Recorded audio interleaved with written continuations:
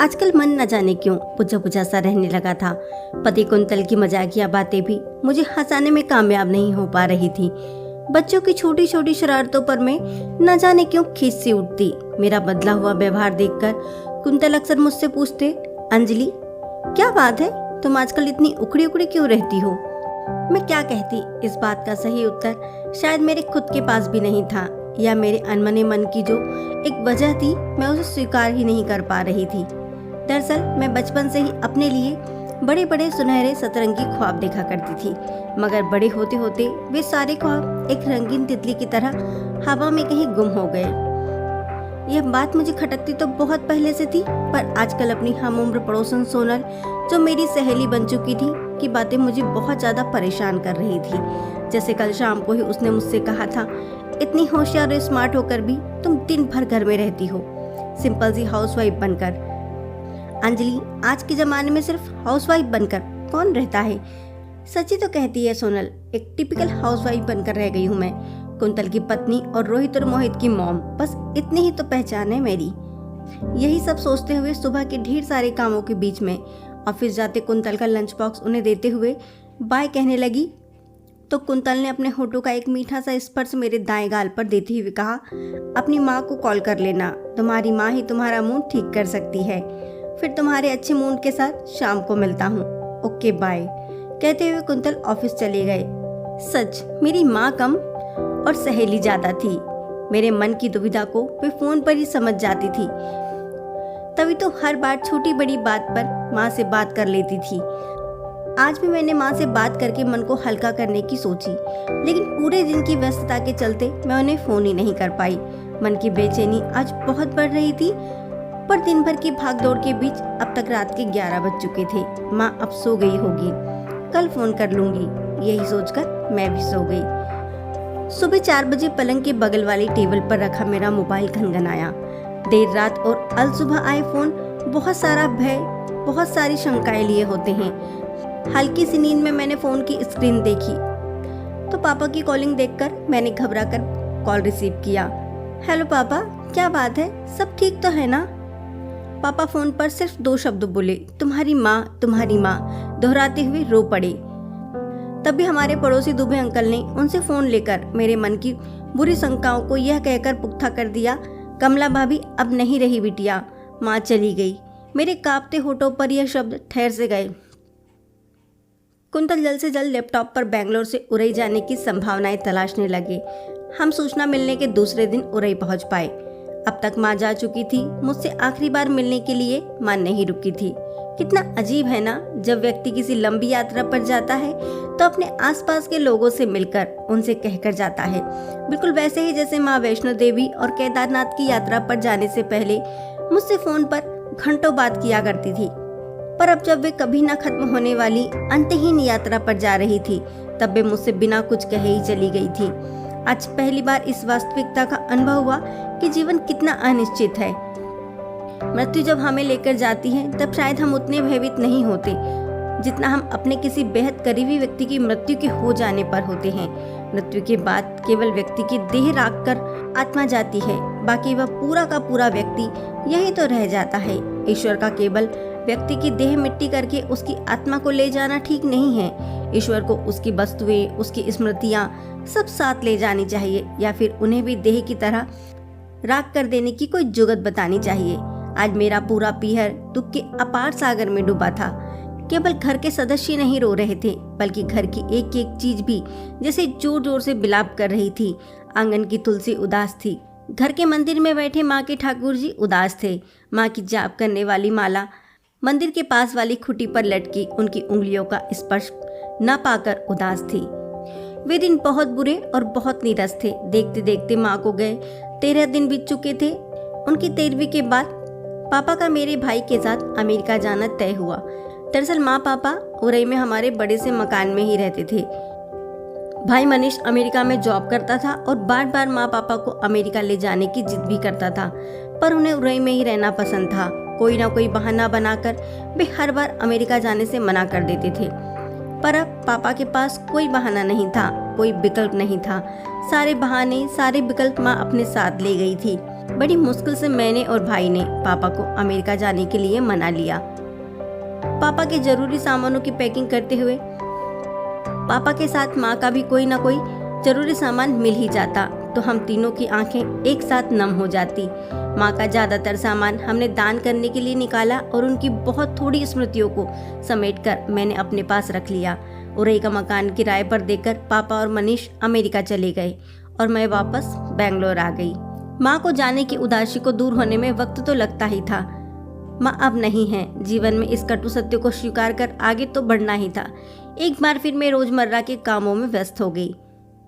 पहले मन जब भी उदास होता तो मैं माँ को फ़ोन कर लेती। मेरी आवाज़ सुनकर माँ तुरंत मेरी मनोदशा समझते हुए कहती, अंजू क्या बात है, आज तेरी आवाज़ में उदासी क्यों है? और जब मैं खुश होती तो वो कहती, अंजू आज बड़ा चहक रही है।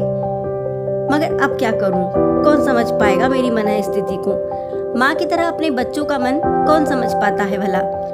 कोई भी तो नहीं। यह सोचते हुए मुझे उरई से लाए माँ के सामानों की याद आई। उनके सामान को, उनकी स्मृतियों को छूकर देखने लगी। उनकी कॉटन की कलफ लगी साड़ियाँ, कुछ बनारसी तो कुछ सिल्क की साड़ियाँ, लाल हरी चूड़ियाँ, कितना कुछ था उस कार्टून में। और साथ ही उनकी पसंदीदा कुछ किताबें जिनमें उपन्यास, कुछ कहानी संग्रह, साथ ही पूरी जल्द वाली डायरी। मैंने डायरी शब्द को बुदबुदाते हुए उसे खोला तो डायरी के पहले पेज पर माँ की सुंदर लिखावट में मेरी सीक्रेट डायरी लिखा पाया। माँ डायरी लिखती थी, पर कब? मैंने खुद से सवाल करते हुए धीरे धीरे उसे पलटना शुरू किया तो पहले पन्ने पर लिखा पाया, आज तारीख 22 दिसंबर 2003। अंजू के ब्याह को आज पूरे 3 महीने हुए। मेरा बेटा मनीष अब अमेरिका चला गया है। आज उरई में बड़ी सर्दी है। आज मुझे अंजू और मनीष की बड़ी याद आ रही है। अगर वे दोनों पास होते तो ऐसे मौसम में मुझसे तिल और गुड़ की चिक्की बनवाने की जिद करते, पर कोई बात नहीं, अंजू के पापा और अपने लिए चिक्की बना लेती हूँ। जीवन की हर पल का मजा लेना चाहिए। बच्चे नहीं तो हम दोनों ही सर्दी मनाते हैं। इनकी पत्नी कमला। मैंने मुस्कुराते हुए माँ की डायरी का अगला पेज खोला। आज मेरा मन खूब अंजू के पापा के साथ कहीं बाहर घूमने जाने का है, इसलिए मैंने उन्हें खजुराहो चलने के लिए मना लिया। अभी सर्द मौसम अलविदा कह चुका है और ग्रीष्म ऋतु अभी थोड़ी दूर है। यह खजुराहो घूमने के लिए सबसे आदर्श समय है। एक घुमक्कड़ी कमला। यह सब माँ ने लिखा था। माँ कितनी मोहक बातें लिखती थी। मैं अगला पेज पलटने ही वाली थी कि मेरे दोनों बेटे रोहित और मोहित स्कूल से आ गए। डायरी को जस का तस रखते हुए मैं उनके साथ व्यस्त हो गई। शाम होने पर हम अक्सर अपनी सोसाइटी के पार्क में जाते। वहीं बच्चे खेलते कूदते और हम बड़े 2-4 गप्पे मार लेते। आज बातचीत का मुद्दा था आत्मनिर्भर औरतें। वह मौजूद सभी महिलाएं अपनी अपनी बात रख रही थी। हमारी सोसाइटी के ज्यादातर महिलाएं कामकाजी हैं। जो नहीं थी वो अपना कुछ काम शुरू करने की सोच रही थी। आज की महिलाएं बस घर गृहस्थी में व्यस्त नहीं रह सकती। मेरी पड़ोसन सोनल ने तल्ख अंदाज में लगभग मुझे सुनाने के लिए कहा तो सभी उसकी बात का समर्थन करने लगी। पर तभी हमारे साथ खड़ी निशा, जो आजकल अपने 6 माह के बच्चे के लिए अपना जॉब छोड़ चुकी थी, बोली, सोनल बात तो तुम्हारी सही है, पर घर परिवार भी तो जरूरी है। हम जब घर गृहस्थी की जॉब में होते हैं ना, तब भी हम बहुत बड़े जॉब में होते हैं। घर गृहस्थी का जॉब भी भला कोई जॉब है? अब अंजलि को ही देख लो, कितनी होशियार है, पर इसने अपने आप को घर परिवार और रिश्ते नातों में जकड़ लिया है। ये जिंदगी भी कोई जिंदगी है भला?